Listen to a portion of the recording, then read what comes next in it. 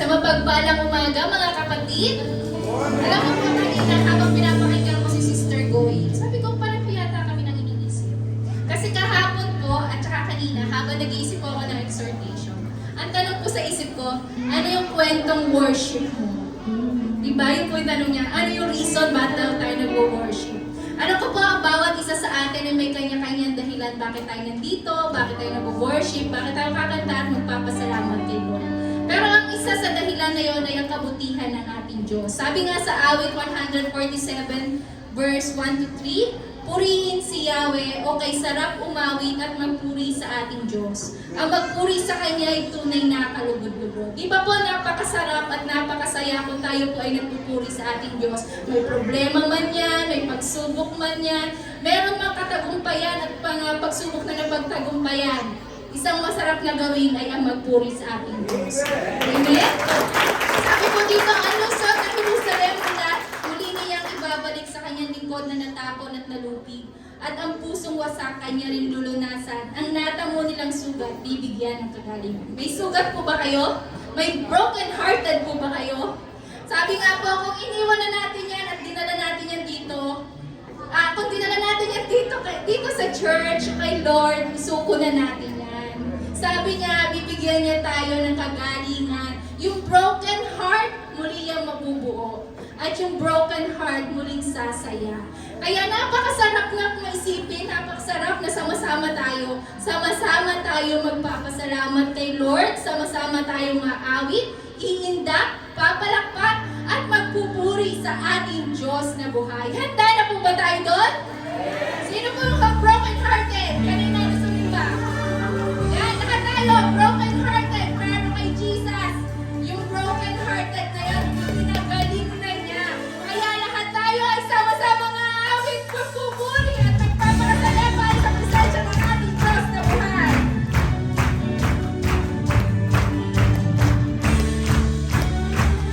Una nga ay sarap magpuri sa ating Diyos.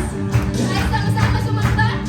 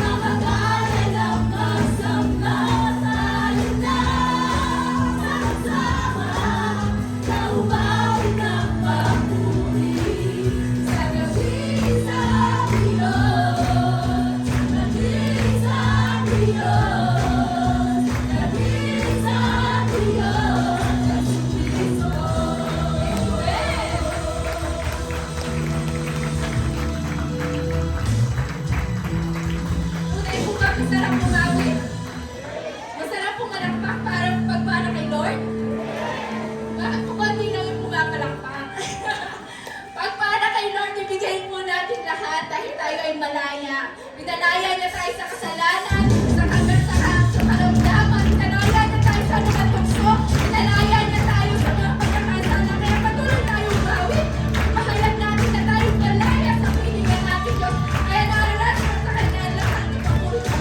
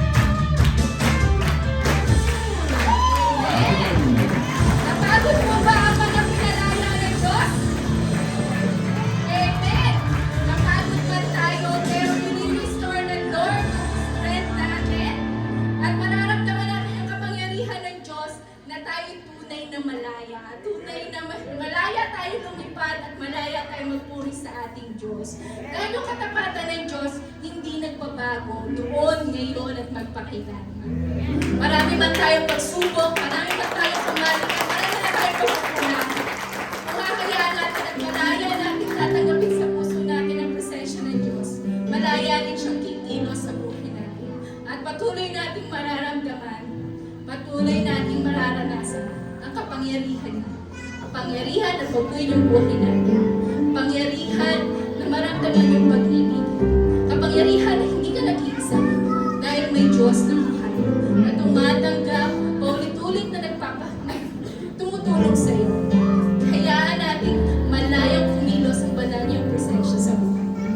Dahil ang katapatan ng Diyos noon, ngayon at kailanman ay hindi nagbabago. Patuloy tayong umawit, patuloy tayong magpuri. Pahayag natin kung paano kabuti ang ating Diyos sa ating buhay.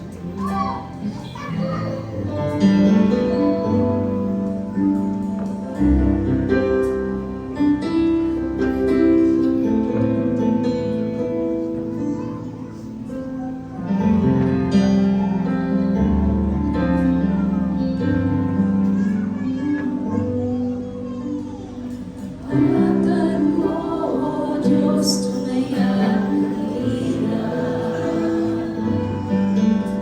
Ang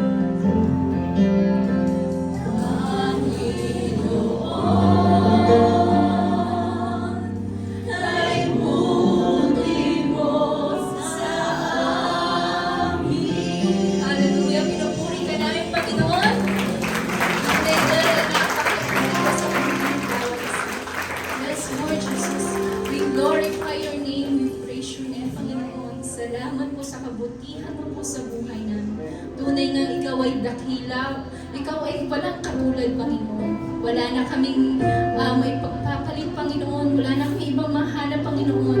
Dahil tunay nga nasa iyo ang lahat, Panginoon. Nasa iyo ang totoong buhay. Ang buhay na ganap at kasiyasiya, Panginoon. Ang buhay na puno ng pag-ibig at kapayapaan. Tunay nga, Panginoon, na ang iyong kabutihan noon, ngayon, at magpakailanman ay hindi nagbabago. Ikaw lamang, Panginoon, ang aming aawitan, pupurihin at pasasalamatan.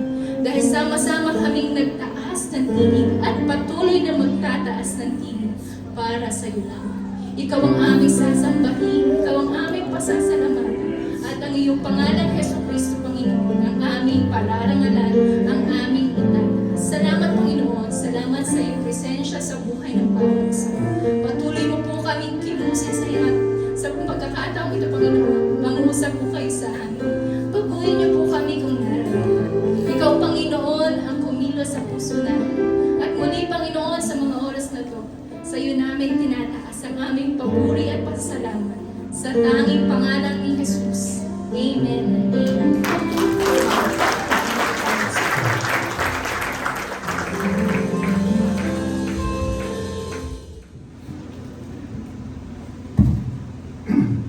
Magandang umaga po sa lahat mga kapatid. At sa umaga mong ito muli ay dadako po tayo sa ating pong gagawin pagtanggap sa banal na hapunan.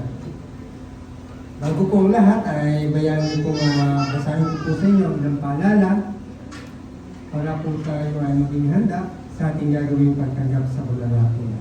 Sabi po sa aklat ng Corinto chapter 11 verse 27 hanggang sa mga sumusunod. Ang sino mang kumakain ng tinapay at uminom sa sarang ng Panginoon ng di nararapat ay nagkakasala sa katawan at dugo ng Panginoon. Kaya dapat siyasatin ng tao ang kanyang sarili bago kumain ng tinapay at uminom sa saro. Sapagkat ang sino mang kumakain at uminom ng hindi pinahahalagahan ang katawan ng Panginoon ay kumakain at uminom ng hatol sa kanyang sarili. Napakalinaw po mga kapatid na sinasabi po ng banal na kasulatan na dapat daw po tayo ay maging handa sa ating pong ginagawang pagtanggap sa tinapay at sa katasangubas na siya pong sumisimbolo sa katawan at dugo ng ating Panginoon, na siya pong tumanggap ng lahat ng sakit, pahirap, pagdurusa, at sa pagtigis ng kanyang dugo ay siya pong naging simbolo ng paghuhugas sa ating mga kasalanan, at sa sakripisyo pong kanyang tinanggap. Ito pong lahat ay naganap bilang pag-aako sa lahat po ng kaparusahan sa ating mga kasalanan. Siya po lahat ang umako. So, napakabuti po talaga ng Panginoon sa ginawa niya pong pagsusubok ng kanyang bugtong anak, na siya po lahat na nagsakripisyo alang-alang po sa ating lahat. Kaya po, sa tuwing ganitong sandali po na tatanggapin po natin ang tinapay at ang katasangubas, ay bigyan natin po ito ng malalim na kahulugan. Huwag po natin isipin na ito isang pangkaraniwang activities lamang ng isang iglesia, kundi ito po ay ating ginagawa bilang pag-alaala po sa naging katubusan po natin sa ating mga kasalanan. Bago po lahat, tayo po lahat ay umuko at tayo po manalangin. Ama naming Diyos na makapangyari sa lahat, salamat po Ama sa iyong patuloy na pag-ibig na patuloy mo pinapadama sa bawat isa. Salamat po Ama na sa kabila po ng aming pagiging makasalanan, sa kabila ng aming pagiging marumi, Panginoon, na sa bawat araw ay minsan po ay nakakagawa pa rin kami ng mga pagkakasala at pagkakamali. Sinadya man namin o hindi, Panginoon. Dahil kami po ay tao lamang na hindi perfecto, Panginoon. At paminsan-minsan po ay nakakalimot sa iyong mga salita. Kaya sa umaga po ito, sama-sama po kaming humihingi sa iyo ng kapatawaran sa lahat po ng iba't ibang kasalanan na maaaring nagawa po namin. Ama, kami po inyong pakalinisin sa umaga ito. Ano mang karumihan po taglay ng aming pagkatao ay iyong pong alisin, Panginoon. At nawa, Lord, maging karapat-dapat po kami sa aming gagawin pagtanggap sa katawan at dugo na iyong anak sa pamagitan po ng tinapay at ng kasasalutas. Muli, Ama, ibinabalik po namin sa inyo ang aming walang hanggang papulit pasasalamat sa pangalan ng Panginoon Jesus. Amen. Sabi po sa aklat ng Marcos, mga kapatid, chapter 14, verse 22 hanggang sa mga sumusunod, samantalang sila'y kumakain, dumampot ng tinapay sa Jesus at matapos magpasalamat sa Diyos ay kanyang pinagpirapraso at ibinigay sa mga alagad. Kunin ninyo, ito ang aking katawan, wika niya. Sabay-sabay po natin tanggapin ang tinapay.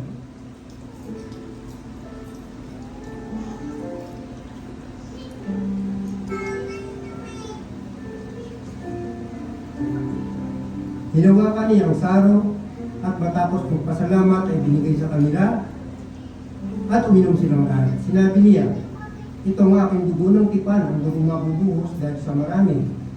Sinasabi ko sa inyo, hindi na ako inom ng alak na mula sa ubas hanggang sa araw na inumin ko ang bagong alak sa kaharian ng Diyos. Sabay-sabay ko natin tanggapin ang batas ng ubas.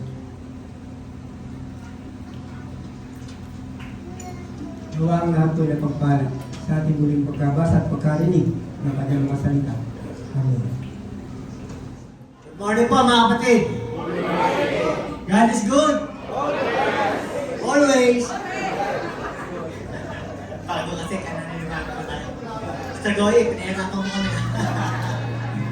Ayun po, kamusta po ang nasarang nating 6 na araw?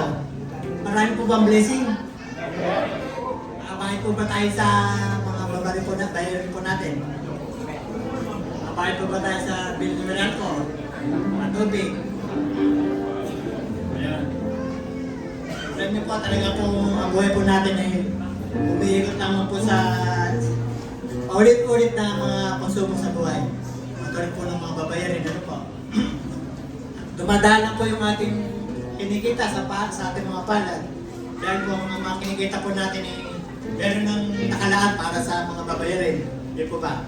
Kaya kadalasan po kung di po eksakto ay kulang ang ating mga natatanggap na magpapala sa Panginoon.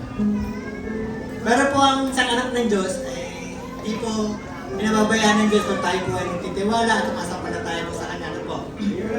Kaya po hindi na po tayo dapat mag-alala kung ano man po yung ating mga pagsubok na pinagdadaanan dahil po ang Diyos po ay buhay. Kasama po niya siya araw-araw natin buhay. Para po tayo makaraos sa mga biyaya ng Diyos, tayo po ay patuloy na manalangin at magpasalamat sa kanyang mga biyaya pinagkakalog sa atin. Maliit man po ito o malaki, hindi dapat po natin magpasalamat. So ano po ang dapat nating pangamba? Di po ba? Dapat po tayo ay patuloy na magtiwala sa kanya sa lahat ng mga biyaya ng Lord na pinagkakalog sa atin.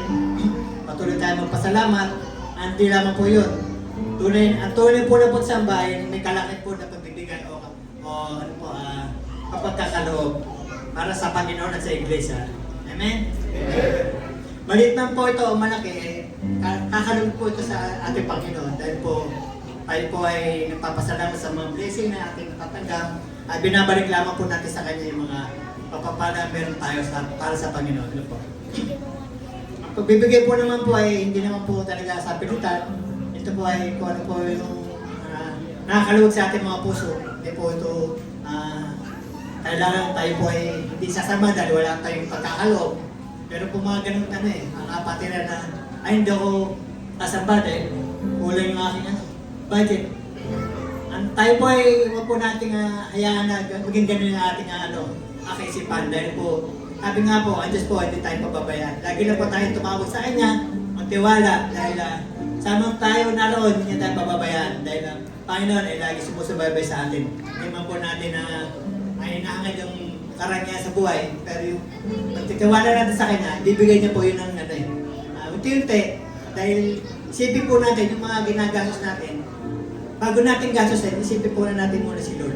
Siya po yung una, hindi po siya pamuli. Dahil po pag pamuli, wala mo po talaga tayo magagawa Dahil po ang Lord lagi po kailangan nasa unahan po natin araw-araw na ating buhay po. Ano po? Sabi po sa Santiago po, sabi po sa chapter 1 verse 12, Mapalad ang tao na nananatiling tapat sa kabila ng mga pagsubok. Kapagkat matapos siya subukin, tatanggap siya ng gantimpala ng buhay na ipinangako ng Panginoon sa mga umiibig sa Kanya. Amen po. Tayo po ay manalangin po. Salamat po, O Diyos. Ito, muli po, kami po ay nagpupuri at napapasalamat sa iyo. Una-una po sa buhay at kalakasan na pinagkaloob mo sa bawat isa sa amin na rin ito, Lord. Ingatan mo po kami sa mga araw-araw na namin ginagawa. Patuloy mo po kami patubayan sa aming mga pamilya. Hindi po ang aming mga anak, aming mga elder, mga pastor, Lord God. Tulungan mo po kami sa araw-araw. Kapagtagumpayan po namin ang aming mga pagsubok sa buhay, Lord God. Ito po amin po inaasahan. Wala po kami ibang nagkakatiwala kundi ikaw lamang po, Lord God. Salamat po sa lahat ng kabutihan mo, Panginoon. Ito po aming pinapanalangin sa araw-araw, Lord God. Gabayan mo po ang bawat isa sa amin, Lord God. Tuloy po ng aming po mga pagsubok na dinadala, Lord God. Ay ikaw lang po ang makakasolusyon, Lord God, sa tulong at biyaya mo, Panginoon. Ito po ang aming sa aming dalangin sa matamis Pangalan ni Jesus. Amen. Good morning po sa ating lahat. Mag-share po kami ng isang kanta, and this song talks about the goodness of God and His faithfulness to us. It also emphasizes how God never leaves us in every good times and bad times. And it's very fascinating to us that we experience this kind of love. So we're offering this song as a thanksgiving to Him because He has always been so good.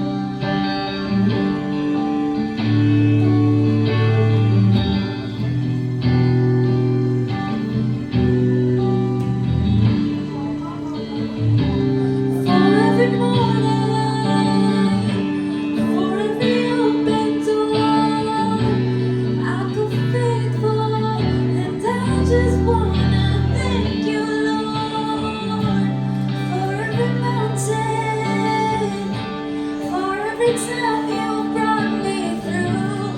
I call you faithful, and I just wanna thank you, Lord, for your forgiveness,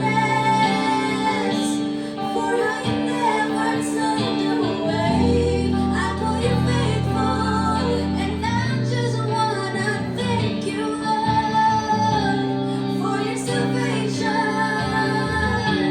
You paid the price I couldn't pay. I call you faithful, and I just wanna thank you,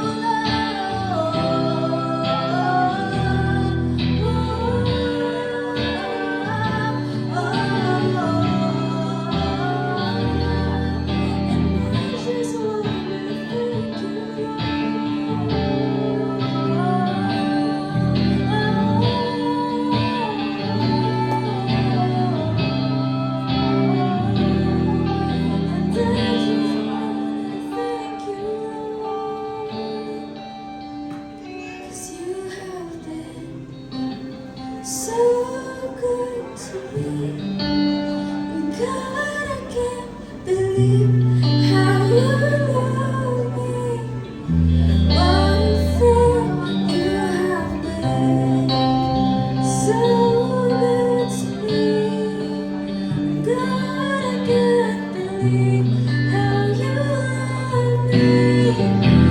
What a friend you have been, so good to me. God, I can't believe how you love me. What a friend you have been, so good to me. God, I can't believe how you love me. What a friend you have been, so good to me. God, I can't believe how you love me. What a friend you have been.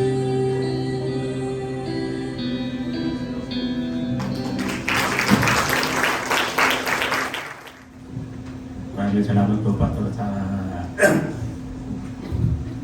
sa inyo.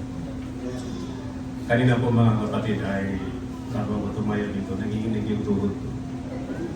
Sabi ko, pambihira. Nanginginig yung tuhod ko, hindi pa kinakabahan. Sabi ko, pero yung puso ko ay nandito, wala naman sa tuhod. Sabi ko, mabuti na lang nandito yung puso ko sa aking dibdib. Ibig sabihin nito ay yung tiwala ko sa Panginoon na siya yung kasama ko ngayon, siya yung bibigay sa akin na lakas kung baka ako na makapagpahayag ng salita ng Panginoon. Actually, nung pumunta si Pastor sa bahay, ay kinausap niya po ako na ako po ang mag-sermon ngayong linggo. Kaya po, tamang-tama naman po ay binabasa ko po ito patungkol po sa talinhaga ng ating Panginoon Diyos.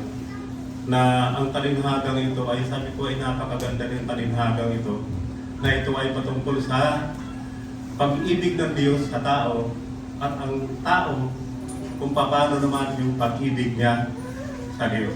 So nais ko pong buksan dito sa Lucas chapter 19 verse 11 hanggang 27. Ayan, tama-tama po Tagalog para masabayan niyo ako. Habang ang mga tao ay nakikinig at nagpatuloy si Jesus sa pagsasalita, isinasalaysay niya sa kanila ang isang talinhaga. Si Jesus ay lumapit noon sa Jerusalem at inakala ng mga tao na darating na agad ang kahayaan ng Diyos. Kaya sinabi niya, may isang maharlikang pumunta sa malayong lupain upang siya ay gawing hari at pagkatapos nito, siya ay babalik. Subalit bago siya umalis, tinawag niya ang 10 sa kanyang mga alipin at binigyan niya ito ng tig-isang gintong salapit. Sinabi niya sa kanila, ipangalakan ninyo yan hanggang sa aking pagbabalik. Ngunit galit sa kanya ang kanyang mga nasasakupan, kaya nagsugo sila ng kinatawan upang sabihin sa kinaukulan, ayaw namin maghari sa amin ang taong yan. Gayon pa may ginawa siyang hari. Nagbalik siya at nagsimula maghari.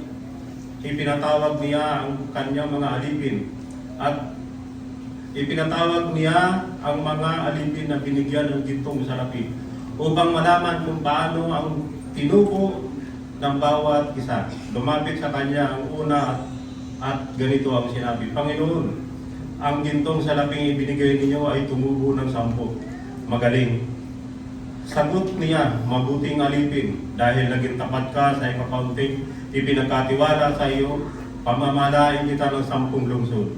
Lumapit naman ang ikalawa at sinabi, Panginoon, ang gintong salaping iniwan niyo sa akin ay tumubo ng 5. At sinabi niya sa alipin, pamamahalaan kita ng 5 lungsod.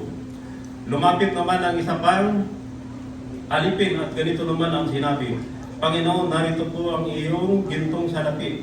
Binalot ko po ito sa panyo at itinago. Natatakot pa ako sa inyo dahil kayo'y napakahigpit. Kinukuha ninyo ang hindi ninyo inaani, ang hindi ninyo itinatanim. Sagot ng hari, masamang alipin, salita mong yan ay hahatulang kita. Alam mo palang ako'y mahigpit at sinasabi mo pang kinukuha ko ang hindi sa akin at inaani ko ang hindi ko tinatanim. Bakit hindi mo na lang idiniposito sa bangko ang aking salapi? May tinubo pa sana yan bago ako dumating. Sinabi niya sa mga naroon, kunin ninyo sa kanya ang gintong salapi at ibigay sa may 10. Panginoon, siya po'y mayroon ng 10 gintong salapi at sinabi nila, sinasabi ko sa inyo, ang mayroon ay bibigyan pa, ngunit ang wala kahit ang kaunting nasa kanya ay kukunin pa. Tungkol naman sa mga kaaway ko na ako'y ayaw maghari sa kanila, dalihin ninyo sila rito at patayin sa harap ko. So hinili ko po ang lahat na tayo po ay mukha at manalangin. Ama namin Diyos, Diyos na labang mga pangyarihan sa lahat. Sa umaga po ito, kami po ay nagpapasalamat at pagkatunay nga na sa umagang ito muli ikaw aming kasama. Ikaw ang aming Panginoon Diyos na kung paano ikaw ay lagi namin kasama. Ikaw ang nabigay sa amin ng kalakasan. Lagi nyo kami iniingatan sa lahat ng aming pupuntahan. Marapat kang sambahin naman sapagkat lahat ng aming mga pangangailangan o Diyos ng buhay, hindi nyo kami pinagkukulang. Marapat kang pasalamatan sapagkat ang iyong mga salita ay tapat na kung paano sa lahat ng aming mga lakad, ikaw bigay sa amin ng ilaw upang hindi po kami maligaw. Narito kami ngayon, Ama, sa iyong balang na harapan. Kami po ay mag-aaral ng mga salita mo na kung paano ito ay nagbibigay ng buhay upang ang bawat isa sa amin ay magkaroon ng tiyak na katagumpayan sapagkat ang mga salita mo ito ay nagsisilbing lakas ng bawat isa sa amin. Kaya sa umagang ito, idinadalangin ko, Ama, higit lalo ang iyong lingkod na kung paano magpapahayag ng mga salita mo. Gamitin niyo po, Ama, ako, Ama, hindi po ayon sa aking kalooban, kundi ayon po sa iyong kalooban. Isinusuko ko po ang aking sarili, gabayan niyo po ako upang ang mga salitang ito'y maging silbing biyaya at pagpapala sa iyong mga anak at ito naman ay maging kalugod-lugod sa iyong balang na harapan. Ang lahat ng ito muli aming binabalik at pinapasalamatan sa matamis na pangalan ni Jesus. Ang topic natin ngayon mga kapatid ay responsibilidad sa ipinagkatiwalang kayamanan. Kung babalikan po natin ang sinabi sa banal na kasulatan ng ating Panginoon Diyos, bago siya umalis, ay tinawag niya ang kanyang mga alipin. At ang mga tinawag ngayon ay tayo. At kanina po, yung sinabi ni Sister Guy, na 10,000 times na dapat pasalamatan. Kung titingnan niyo po, yung pagkatawag sa atin, talagang dapat nating napakarami ipagpasalamat. Biro niyo po, isipin natin kung paano tayo tinawag ng ating Panginoon Diyos. Hindi ka naman magaling. Hindi ka naman matalino. No? Hindi ka naman abogado. No? Hindi ka naman businessman. At masabi natin na hindi ka talaga masabing mabait na tao. Pero tinawag ka ng Panginoon Diyos. Ibig po ba, ang lahat dito, alam mo po, tinawag ng ating Panginoon Diyos upang tayo ay maglingkod sa Kanya. Hindi dahil sa ikaw ay magaling, hindi dahil sa ikaw ay matalino, hindi dahil sa ikaw ay mataas ang pinag-aralan, kundi tinawag ka ayon sa Kanyang kalooban. Amen po ba? Amen. At ito maganda mga kapatid, kapag tinawag tayo na ayon sa kanyang kalooban, tiyak mayroong magandang purpose ang Panginoon sa ating buhay. Alam niyo po mga kapatid, mabuti na lang talaga ang Panginoon ang tumawag sa akin. Mabuti na lang talaga. Alam niyo po kung bakit? Kung tao ang tumawag sa akin, malamang hindi maganda ang buhay ko ngayon. At kapag ang tao ang tumawag, pumili sa kapwa-tao, hindi po magiging maganda. Bakit? Kasi sa tao siya nakatingin. Naalala niyo po ba si Samuel? Nung time na siya inutusan ng ating Panginoon Diyos, hindi siya makarecover. Alam niyo bakit? Lungkot na lungkot siya kasi nung panahon na yun, si Saul, dito po sa buksan natin sa Samuel chapter 1 verse 16 hanggang 16:7, lungkot na lungkot siya kasi si Saul ay nagkasala. Kaya hindi niya matanggap na ito ay si Saul ay mapahamak. Ngayon sabi ng ating Panginoon sa kanya, pumunta ka sa bahay ni Jesse. Buhusan mo ng langis ang aking pipiliin na magiging hari ng Israel. Ngayon pagdating niya doon mga kapatid, ang unang umarap sa kanya ay yung anak na panganay. Alam niyo po yung mga anak nung pinuntahan niyang bahay, alam niyo po ba kung ano mga yun? Lahat po yun ay mga mandirigma. Ibig sabihin dito ay ito yung mga dalubhasa at paglaban. Ibig sabihin dito ay matipuno ang mga katawan. Ibig sabihin dito ay malalakas ang mga katawan. At pag sinabing malalakas, tiyak na macho ito. Amen po ba? Ito yung mga katangian na ito yung mga sanay sa ating paglaban. At ito ngayon, dahil sa ito nakita ni Samuel, sabi niya, malamang ito na. Malamang ito na yung pinili na Diyos. Nakalimutan niya yung nakaraan. Di ba? Nakaraan ni Saul. Na itong si Saul, ganun din yung anyo nito. Makisig, matatag. At ito'y talagang masabi natin. Pagdating sa kipagdigmaan ay hindi mo ito basta-basta magapi. Bakit? Matangkad po ito na tao. At ito yung nakita niya. At ito ang nagiging ugali ng tao. No? Ang tinitingnan yung anyo. Yung hitsura natin. Kaya tingnan natin mga kapatid, sa mga babae, kasi lalaki pang tinutukoy dito, maso, gwapo, marami napapahamak, marami naghihiwalay. Bakit? Kasi ang tinitingnan yung anyo at hitsura. Diba? Marami ang mga babaeng umiiyak. Dahil ang tinitingnan nila, yung hitsura ng lalaki. Makakita na lang ups, talaga naman nakakalimutan na yung ganda na, nakalimutan na yung haba ng panahon ng pinag-aralan. Di ba? Nakalimutan na yung mga pangako sa kanyang mga magulang na ang sabi niya, huwag kayong mag-alala, makatapos na ako. Tutulungan ko kayo. Nakalimutan na yung pangarap dahil lang sa malalaking apps. Mga kapatid, mag-ingat po tayo. Yung itsura natin, ito po ay panlabas lamang. Kaya ang sabi ng ating Panginoon Diyos, pinagsabihan si Samuel, ano po ang sabi dito sa verse 16, chapter 16 verse 7, ngunit sinabi sa kanya ni Yahweh, huwag mong tingnan ang kanyang taas at kakisigan, sapagkat hindi siya ang pinili ko. Si Yahweh hindi tumitingin ng tulad ng pagtingin sa tao. Tao, panlabas na nyo at tinitingnan ng tao, ngunit ang puso ang tinitingnan ng Diyos. Pero mo, totoo po yan. Kaya tayo, mag-iingat po tayo. Malungkot po nga po kayo mga kapatid. Hindi lang sa gandang lalaki, no? Hindi lang sa macho. Ang tinitingnan ngayon, pati na rin yung mga bulsa. Yung makabat. Totoo po yan. Maraming napapahamak. Bakit? Kasi ang tinitingnan ay bulsa. Pagdating ng araw, pag lumipit, ayun, windang ang buhay. Kaya maraming nasisira ang buhay. Bakit? Saan ka nakatingin? Sa bulsa. Marami naman tumitingin. Saan? Dahil sa laki ng lupain. Ito masakit. Kasangla pala yung lupain. No? Ay mga kapatid, tingnan po natin yung puso sapagkat ito ang tinuturo sa atin ng ating Panginoon Diyos. Alam niyo po kung bakit? Kasi ang tao, ang purpose ng tao, panlupa. Puro panlupa yan. Pero tayo, tinawag ng ating Panginoon Diyos, panlangit. Ang isip ng tao, magkaroon ng bahay na maganda, magkaroon ng malaking lupain, magkaroon ng malaking sasakyan, magandang sasakyan, at magkaroon ng matatag na trabaho. Yun lang, paikot-ikot lang, hanggang doon lang. Pero ang Panginoon Diyos, ang purpose niya kakaiba. Ang sabi niya rito, sa Timoteo, ikalawang Timoteo verse 1 hanggang 9, iniligtas at tinawag tayo ng Diyos para maging Kanya. Hindi dahil sa ating mga gawa, kundi ayon sa Kanyang layunin. Ito yung layunin niya. At biyaya ibinigay niya sa atin. Si Kristo bago pa man nagsimula ang mundo. Tuloy mo, yung Kanyang layunin, magkaroon tayo ng buhay na walang hanggang biyaya. Ay dito sa atin mga kapatid, ang iniisip natin, panlupa. Pero ang Panginoon Diyos ay panlangit.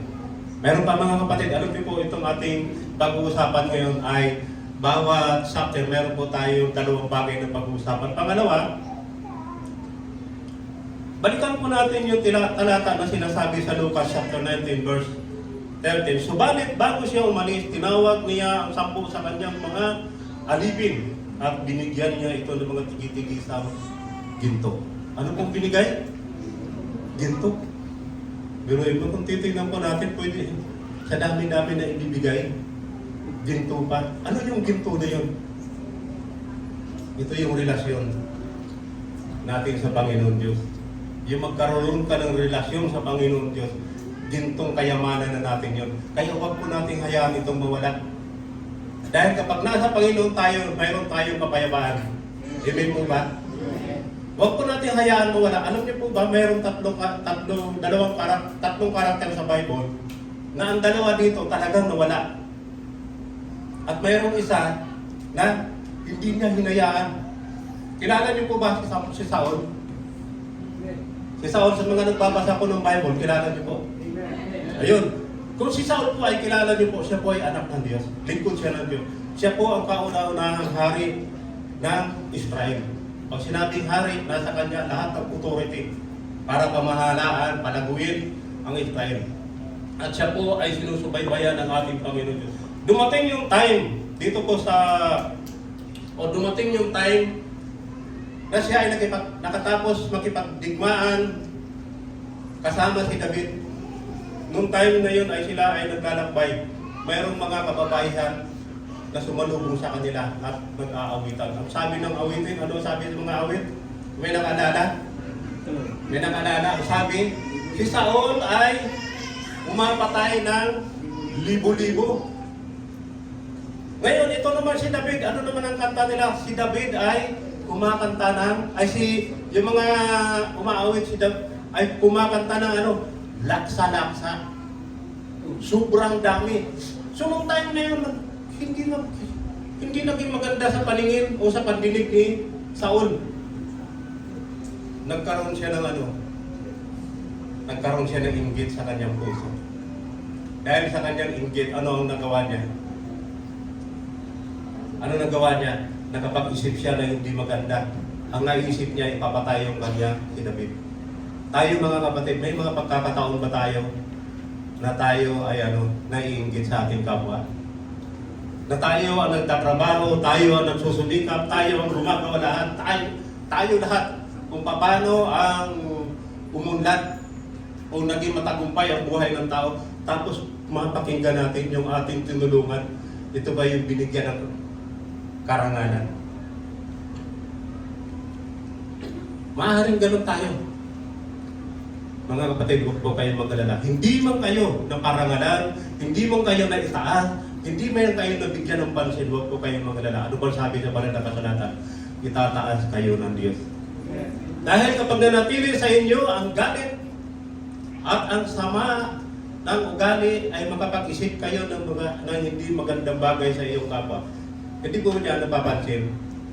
Kapag kayo ay mayroong galit at naiinggit kayo sa iyong kapwa, di ba nakapag-iisip kayo na hindi maganda?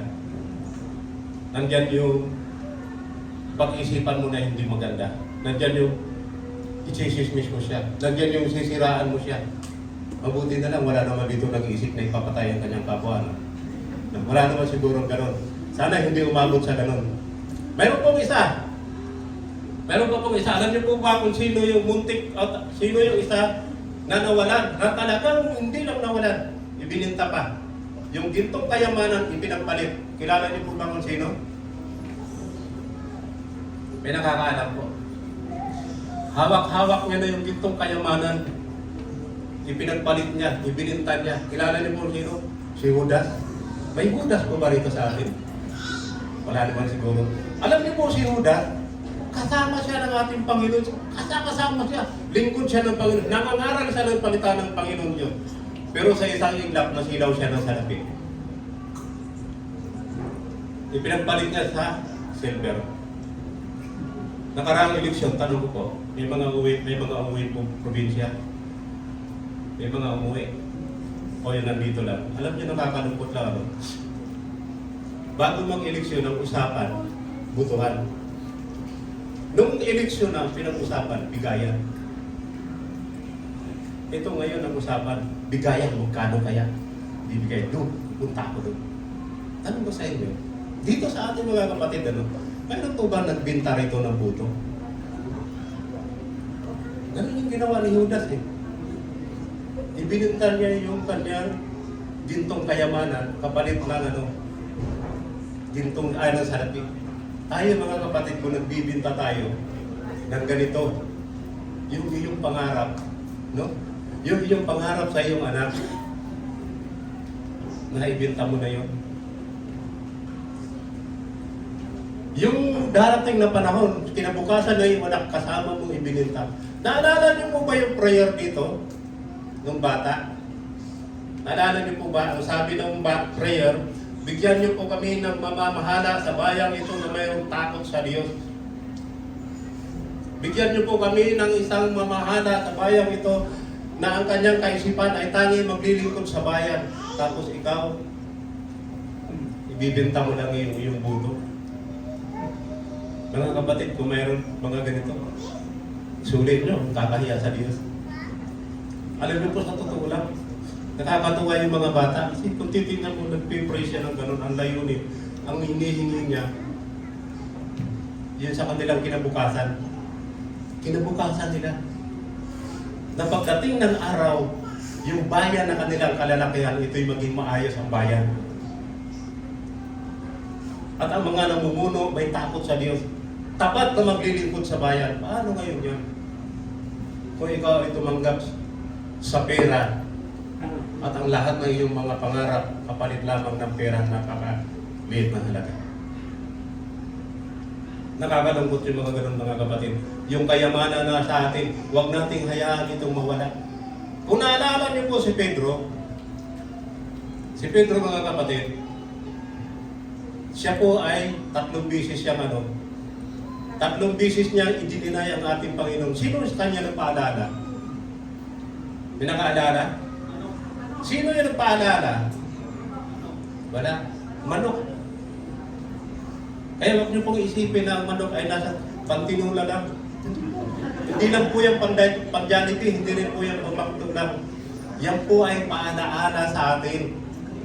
No? Na gumising na kayo, kaya tumitilaok yan, yung mga hindi gumigising ng maaga. At itong matindi ngayon, paalaala sa atin na tayo ay mga makasalanan. Ganyan nangyari kay Pedro. Kaya nung tumilaok yung manok mga kapatid, talagang hindi niya matanggap. Sising-sisi siya. Dahil yung kanyang kayamanan na hawak, ay hindi niya matanggap na ito ay mawala. Yung kanyang kayamanan na ito yung relasyon niya Panginoon Diyos, hindi niya matanggap na ito ay mawala. Kaya ang ginawa niya, nagsisi siya. Nagsisi siya. Lungkot na lungkot siya. Ngayon mga kapatid, lagi po natin tandaan ang kayamanan pinagkatiwala sa atin. Tanda po na ikaw, tinawag ka para pagkatiwalaan. Ikaw, tinawag ka para ang kayamanan na ibinigay ng Panginoon Diyos sa iyo ay panghawakan. Pangalawa mga kapatid, ang ginto at maging tapat sa ipinagkatiwala ng Diyos. Kung babalikan po natin ang sinabi sa banal ng kasulatan, mayroong dalawang karakter dito sa Bible. Mayroon pong nagsusumikap nung matanggap niya ang gintong kayamanan sila po ay nagsusumikap at talaga namang masabi natin, ibinuhos na ng kanilang oras, at pati yung kanyang lakas, ginamit niya para tumubo ang salapi na ipinagkatiwala ng Diyos sa kanya. At ang ikalawa mga kapatid, actually itong pangalawa, ayaw na ayaw kong pag-usapan ito eh. Kasi masakit. Yung sabihan ng tamad, ito po yung tamad eh. Yung ikalawa, yung walang ginagawa, hindi po kasama dito mga kapatid yung talagang masabi natin na may kapansanan. Hindi na po kasama yun. Yung mga may edad na. At yung masabi natin walang hindi na kaya magtrabaho, hindi po kasama dito yun. Pero yung ikaw, ang lakas ng katawan mo, hindi ka marunong maghugas ng plato, hindi ka marunong maglaba, hindi ka marunong magtupi ng hinigaan mo, hindi ka marunong maghanap buhay. Nakakalungkot yung ganun. Tapos ang lakas mo pang kumain, ikaw pang mataba sa bahay mo, tapos nagsusumikap, yung pampayat, nakakahiya. Alam niyo po, ang turing sa taong ganun, na hindi nagtatrabaho, alam niyo po, itinutulad siya sa isang batong nakalubog sa putik. At kapag nakalubog sa putik, hindi lang yun, inanitulad siya sa isang dumi na ayaw mong damputin. Dahil ito kapag dinampot mo, tiyak itatapon mo yun ito. Basahin niyo po dito sa Ecclesiastes tungkol sa mga tamad at hangal. Pero yung mga kapatid, hindi na po tamad. Hindi na po tamad. Hangal pa. Totoo po yan. Pero yun mo ha, pare-parehas tayo ng katawan. Meron tayong kamay, meron tayong paa. Kompleto kung ano yung hitsura mo, yun yung hitsura ko. Pagkatapos, wala kami nakikita ang kinabukasan sa iyo. Bakit kasi tamad ka? Ano ang sabi nito? Basahin nga po natin ng malinaw. Ang taong tamad ay parang batong lubog sa lusak. Pandidirihan. Sino rito yung gustong-gusto ng tamad? Sino rito? Walang nataas? Wala talaga magtataas ng kamay mo. Kasi nga, wala kang mapapulot na aral. At ito pang sabi, ang sabi nito, ang tamad ay isang tumpok ng dumi. Pangit pakinggan, puro yan ang totoo sinasabi sa Balal ng Kasulatan. Hindi po ako nagsasabi. Ayan po ang sinasabi sa Balal ng Kasulatan. Ang taong tamad ay parang batong lubog sa lusak, pinandidirihan at hinahanap ng lahat. Ang katulad ng tamad ay isang tumpok ng dumi kapag ito'y nadampot agad, iwinawaksi. Kaya kung mayroon kayong kasama sa bahay na ganito, ay mga kapatid, huwag niyo damputin. Hanggat maaari, itapon niyo. Kasi pati kayo madadamay niyan. Puro issue sa buhay. Ganong tao na wala nang ginagawa, tapos ang lakas pa kumain. Ang sabi nga sa banal na kasulatan, no? Sa ikalawang Korinto chapter 3, verse 16 hanggang 13, basahin po natin mabuti. Napakaganda po rito sa mga tao hindi kumikilos at hindi nagsusumikap at ang iniisip lang ay makakain, umaga, tanghali, hapon. Ito ang sinasabi niya. Ayan po. Sa mga taga-Efeso at Thessalonica, mga kapatid, inuutos namin sa inyo sa pangalan ng Panginoong Jesucristo, layuan ninyo ang sino mang kapatid na tamad at ayaw sumunod sa turo na ibinigay sa inyo. Napansin niyo po, hindi lang sa bahay, no, hindi lang sa opisina, kapatid sa pananampalataya, yun ang sinasabi, kapatid. Kaya kung meron tayo nitong kapatid sa pananampalataya, meron po ba? Taas po rito mga masisipag, ang kamay. Hindi. Mga lahat na masisipag, taas po ang kamay. Lahat po ng hindi nagtaas, alam nyo na po yan. Malinaw po ang sinasabi mga kapatid, layuan daw po natin yung mga taong tamad. Bakit pinapalayo? Kasi wala po tayong mapupulot na aral. Tandaan niyo po, kapag ikay nagpag-iibigan sa tamad, tiyak darating araw magiging tamad ka rin. Tiyak darating araw masisira ang buhay mo. Bakit? Kasi wala ka nang ginawa, kundi matulog na matulog, wala ka nang iniisip, kundi kumain ng kumain.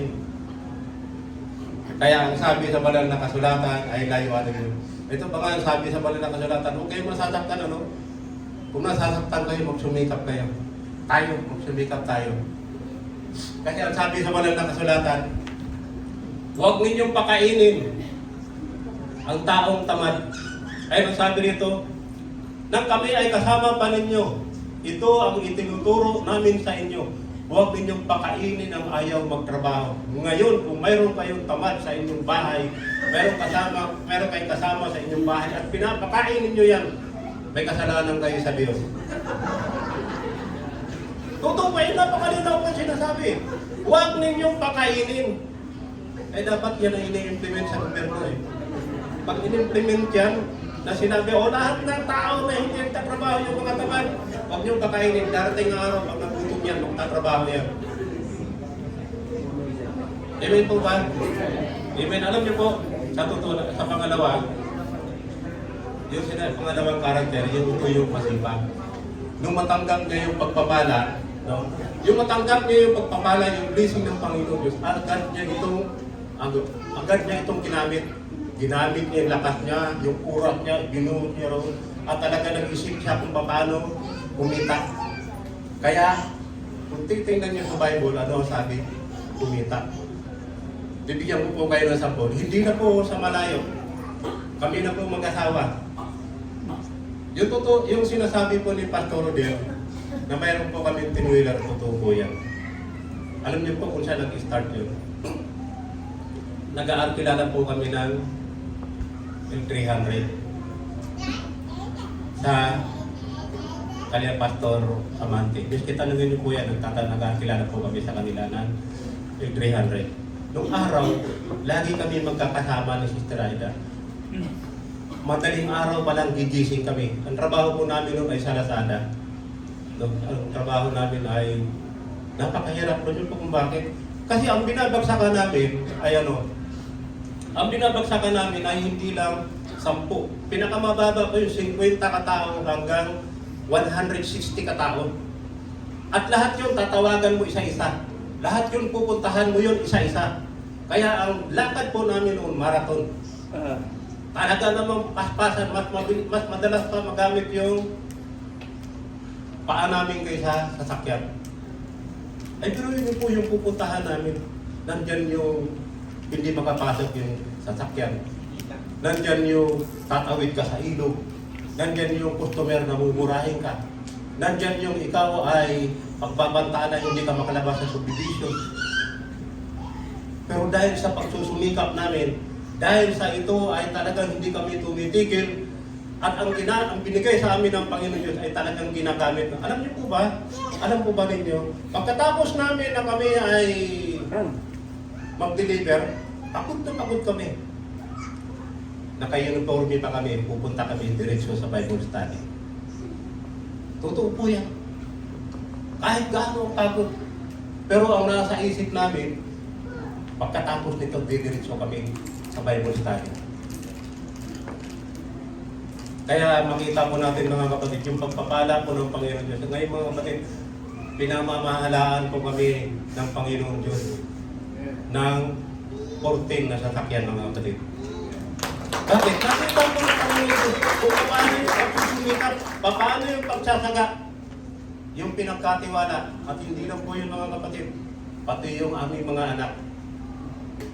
Pati yung aming mga anak. Kung ano yung pagpapala sa amin, ay ganun din po sa kanila. Kaya mga kapatid, tingnan niyo kung mabuti ang inyong buhay kung tayo ay mga tamad, wala po tayong matutupad na mga pangarap. Mananatiling pangarap yan. Pero kung ikaw ay nagsusumikap, yung inyong pangarap, tandaan niyo po, idalangin sa Panginoon Diyos at hindi kayo tatanggihan ng Panginoon Diyos. Bakit? Nakita niya na talaga nagsusumikap ka, ginagamit mo, at ang pinagkatiwala sa iyo ay talagang hindi mo ito ibinaon sa lupa. Bagkus talagang yung pagod mo ay ginamit mo. Amen. Praise po Panginoon sa pangatlo po mga kapatid at panghuli. Parusa sa kamatayan, parusa sa katamaran at biyaya sa masipag. Ngayon, balikan po natin yung buong kwento. Yung ating Panginoon, nung siya ay umalis, tinawag niya ang kanyang mga alipin, binigyan niya ng kanya-kanyang talento. At nung siya ay bumalik, sino ang pinatawag niya? Yung mga binigyan niya ng talento. Hindi niya pinatawag yung mga hindi niya tinawag, kundi ang binigyan niya ng talento lamang ang kanyang tinawag. Dito po meron po dalawang bagay. Alam niyo po, yung unang bumungad sa kanya, kung ikaw yung negosyante, tapos ikaw ay umalis at pinagkatiwala mo sa isang tao, pagdating mo, tatawagin mo siya at ito ang magiging bungad sa iyo. Sir, yung yung company mo na pinagkatiwala mo sa akin, ito ngayon, yung isang company naging 11 na, tumubo siya ng 10. Kapalagay mo, anong pakiramdam mo? Anong pakiramdam mo kung ang pinagkatiwalaan mo ay nagsusumikap? Yung isa nga lang, yung kalahati nga lang. Di ba? Kalahati lang tubo sa puhunan mo. Tuwang-tuwa ka na. Di ba? Yung pa kayong tumubo ng 10. Pag hindi ka matuwa, ay ano gagawin mo ngayon? Siyempre, tatabihin mo sa kanya. Dahil sa ikaw ay mapagkatiwalaan, tapat na lingkod. Ano ang nangyari? Bukod dun sa 10. Pinamahala pa siya ng 10 kaharian. Galuhin mo yan. Tayo mga kapatid bilang mga anak ng Diyos, ang ipinagkatiwala sa ating relasyon, buhay na walang hanggang kaligtasan.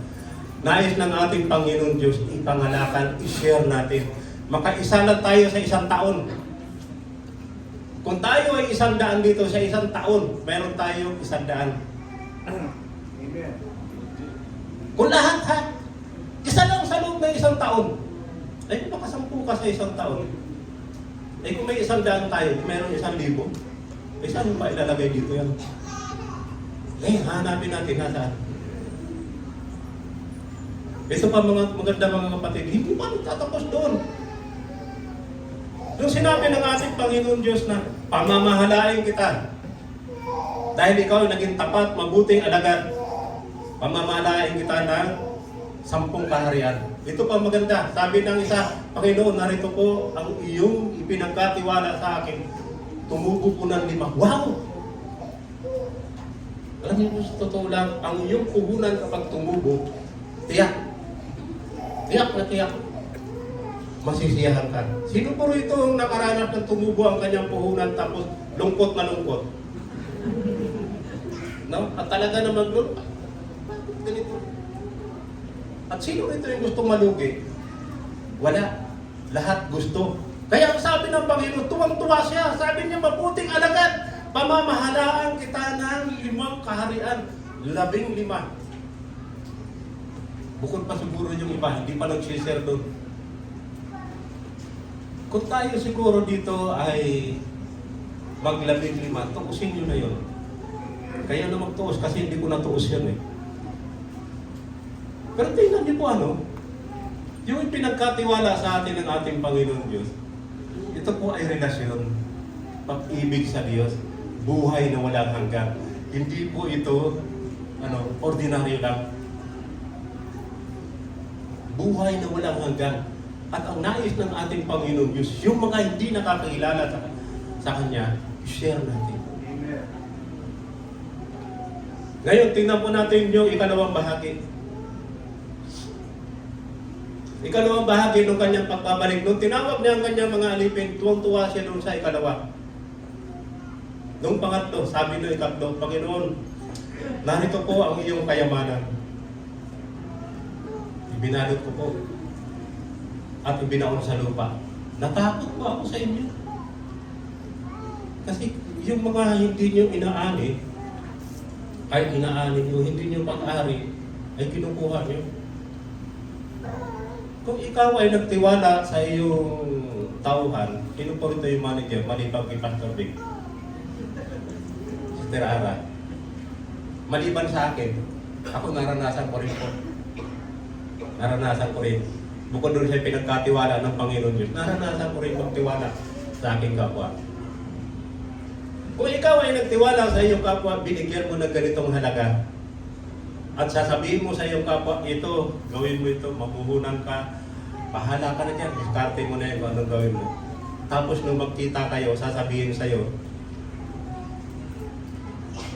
na ganito, sama ng ugali mo kasi, kaya binaw ko sa lupa. Hindi ko gusto yung binigay mo. O kaya sasabihin mo marinig mo sa kanya, lahat ng masasama. Ito yung naging ugali ng taong tamad. Sa totoo po, ang taong tamad walang mabuting ugali. Dahil kung mabuti yung ugali niyan, hindi yan tamad. Kaya kung mayroon kayong kasama sa bahay na pangit ang ugali, ibig sabihin yan, alam nyo na, tamad yan. Pangit ang ugali. Ngayon sabi ng Panginoon, ang sabi niya, masama ang ugali dahil sa sinabi mo yan, hahatulan kita. Galit na galit yung Panginoon Diyos. Dahil sa ugali nga, hahatulan kita. Kaya huwag kayong magtataka mga kapatid. Isang araw, darating ang Panginoon Diyos, hahatulan kayo. Tayo. Naalala niyo po yung sinabi sa banal na kasulatan sa Mateo, verse 6:20. Ang sabi sa banal na kasulatan, sa halip mag-impok kayo ng kayamanan sa langit, do'y walang naninirahang insekto at kalawang at walang nakapasok na magnanakaw.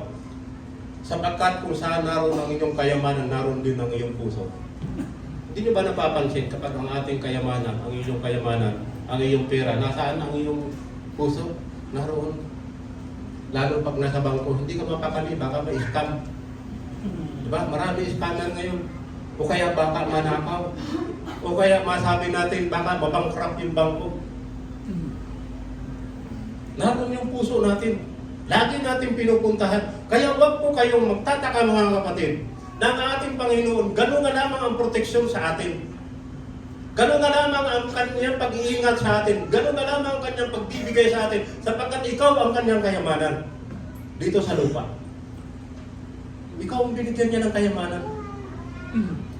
Kayo magtataka kung gaano kanya kamahal. Pero darating ang araw, huwag mo pong kakalimutan sa kanyang pagmamahal, babalikan ka rito sa lupa. Ngayon, ang sabi sa banal na kasulatan, dahil sa sinabi mo yan, hahatulang kita. Hahatulang kita. At ang sabi niya rito, ang lahat ng mga hindi naniniwala sa akin, ipatawag ninyo.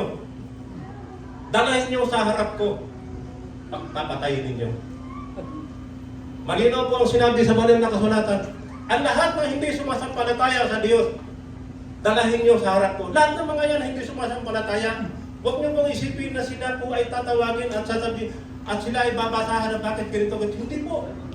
Lahat ng mga hindi sumasampalataya, automatic po yan. Papatayin yan, susunugin yan. Sino yung tatawagin? Tayo ng mga pinagkatiwalaan. Tayo lahat. Tayo lahat. Kaya huwag niyo pong isipin na ang buhay na pinagkatiwala sa atin ng ating Panginoon Diyos ay parang wala na. Hindi. Malinaw po ang sinasabi sa banal na kasulatan. Nung siya ay umalis, pinagkatiwala niya ang kayamanan at nung siya ay bumalik, ang tinawag niya ay ang kanyang mga pinagkatiwalaan. Ikaw yun. Ikaw yun. Ang nais ng ating Panginoon Diyos, ipangalakan ninyo. Gamitin ninyo ay pinagkatiwala sa inyo. Huwag niyong gayahin ang tamad na ito. Huwag niyong gagayahin ang tamad na ibinaw sa lupa. Amen po ba?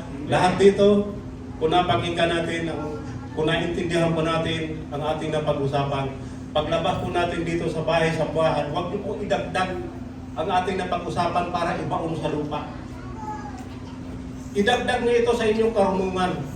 Basahin niyo sa banal na kasulatan at pag-aralan niyo mabuti. At pagkatapos niyong pag-aralan, i-share niyo sa iyong kapwa. Ang nais ng ating Panginoon Diyos, may madatnan siya. Hindi man isa, 2 10 para madagdag sa karya ng ating Panginoon Diyos.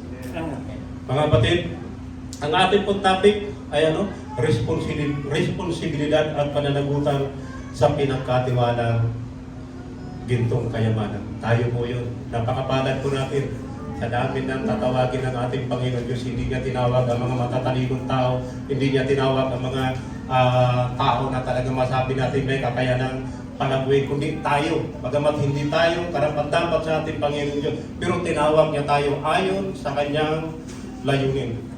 Number 1, sulitin ang talento ipinagkatiwala. Yung ipinagkatiwala sa atin, dapat natin itong pasalamatan. Sabi nga kanina, 10,000 times. Yung ikaw ay tawagin pa lang ng Panginoon Diyos para magkatiwalaan Kanya. Ipagpapasalamat. Pangalawa, maging tapat sa ipinagkatiwala.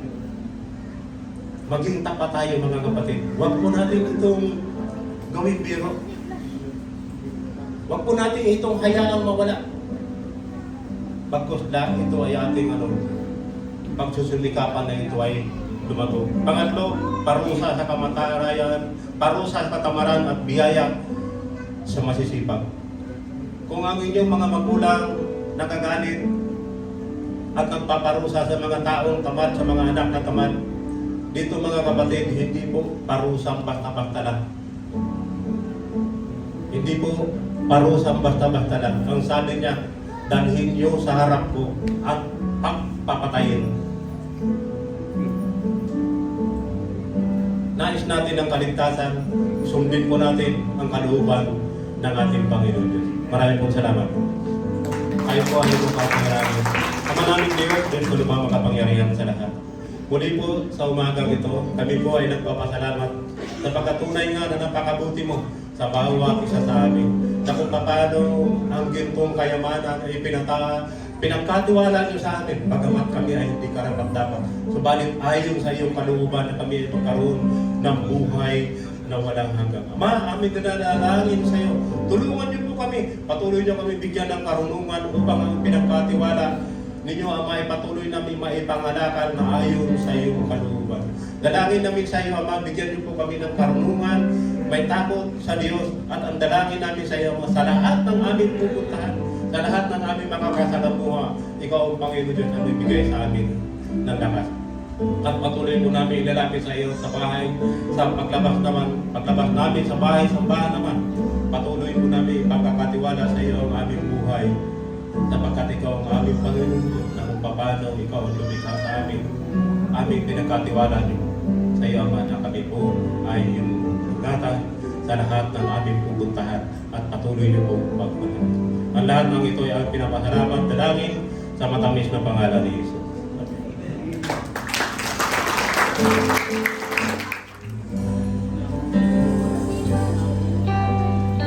Tayo po lahat ay magsigaw.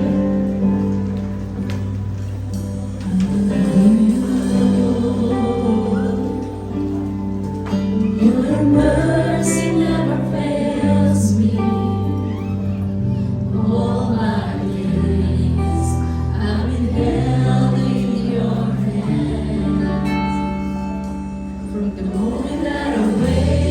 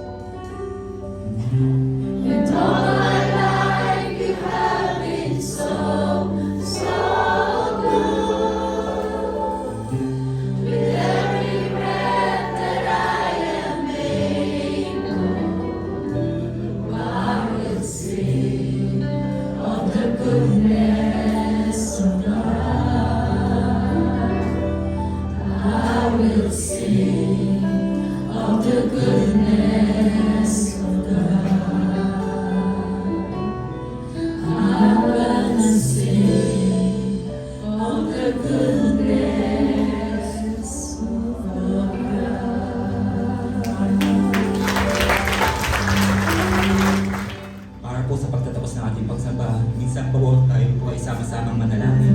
Let us pray. O dakilang Diyos na makapangyarihan sa lahat. Panginoon, kami po ay nagpapasalamat sa iyo, Panginoon, sa tagumpay ng Panginoon ng araw na ito, Panginoon. Minsan pa, O Lord, natin po, Panginoon, ang iyong mga anak, O Lord, taglay ang buhay at kalakasan na mula sa iyo, Panginoon. Kaya sa oras na ito, Panginoon, kami po, Panginoon, ay nag-alay na pagsamba at pagpuwi sa iyo. Salamat, Panginoon, sa kalakasan na ito, Panginoon, na patuloy namin gagamitin, Panginoon, upang kami po, Panginoon, ay patuloy na makapaglingkod sa iyo at sa iyong iglesia, Panginoon. Salamat din, Panginoon, sa iyong mga salita, O Lord, na iyong inihayag, Panginoon, sa umaga nito, O Lord, na nawa, Panginoon, ang iyong mga salita, Panginoon, itugin mo sa aming puso, O Lord, upang siyang maging gabay namin sa aming paglakad sa sanglibutan ito, Panginoon.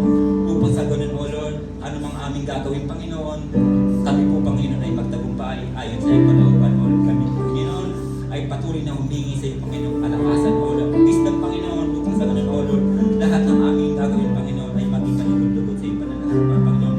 Kami, Panginoon, ay humihingi minsan pa ng kapatawaran, O Lord, sa aming mga pagkukulang at mga pagkakasala na aming nagagawa sa iyo, Panginoon. Dala ng aming mga kahinaan, Panginoon, kaya dalangin namin, Panginoon, ng mga aming kahinaan, Panginoon, ay ito po yun ay aming maging kalakasan, Panginoon. Upang sa ganun, O Lord, patuloy namin, Panginoon, masunod ang iyong kalooban, O Lord.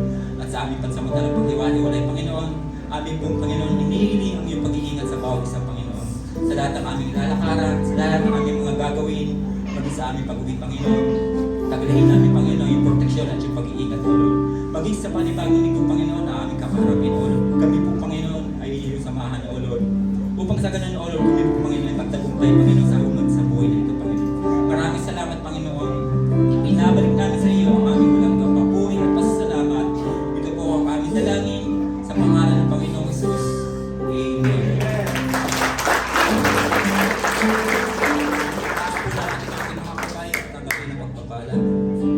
Puspusin nawa kayo ng Diyos na siyang buwan ng pag-asa at nawa ay pagkalooban niya kayo ng kagalakan at kapayapaan sa pamamagitan ng inyong pananampalataya upang magumapaw ang inyong pag-asa sa pamamagitan ng kapangyarihan ng Espiritu Santo.